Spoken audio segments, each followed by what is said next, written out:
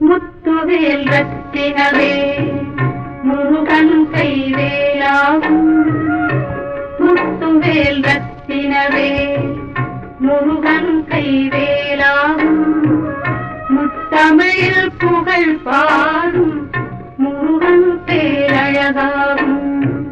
முத்தமிழில் புகழ் பாடும் முருகன் பேரழகாகும்.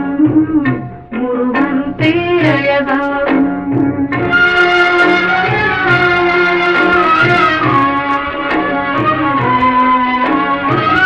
தித்திக்கும் தேனமுதம் முருகன் வாய்மொழியாகும். தித்திக்கும் தேனமுதம்